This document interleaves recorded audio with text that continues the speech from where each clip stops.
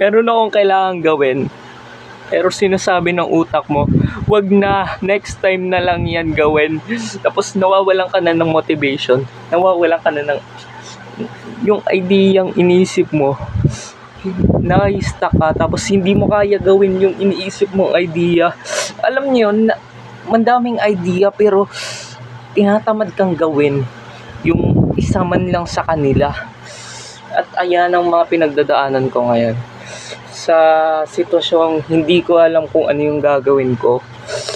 Kung kailangan ko ba talagang gawin yun. Paano kung hindi gumana? Yun na agad yung iniisip ko. Paano kung hindi gumana?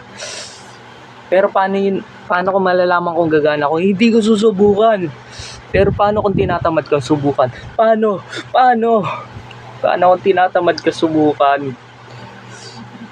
Hindi ko talaga alam kung paano. At talaga namang nag-overthink ako kung ano bang tamang ginagawa ko minsan. Kung nauubusan na ba ako ng idea, nauubusan na ba ako ng dapat kong gawin. Ewan, nawawalan ako ng idea mga guys. Dapat may gagawin akong content. Kaso sinabi ng utak ko na wag na lang, time consuming yan. Wag mong subukan. Hindi yan magiging popular. Alam mo yun, pinapangunahan ka na kagad ng isip mo na hindi yan magti-trend, hindi yan gagana, cringe yan.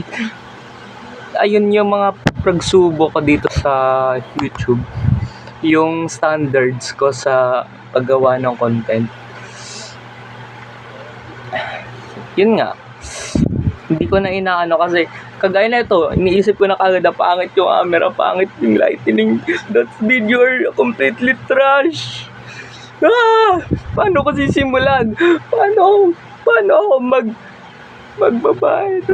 Paano ako gagawa ng video kung pakiramdam ko trash na kagad yun? Hindi.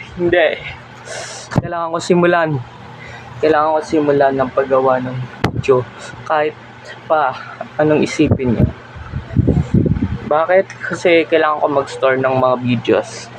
Dahil magiging ghost town naman yung channel ko kung walang video na ilalagay.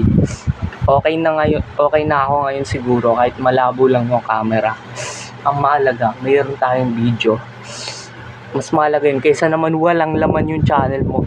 Kaya gawin mo motivation yun na pangit pag walang laman yung channel. Kaya mag-stick ka lang, hindi gawa ka lang ng gawa ng video, kahit ano pang video yan.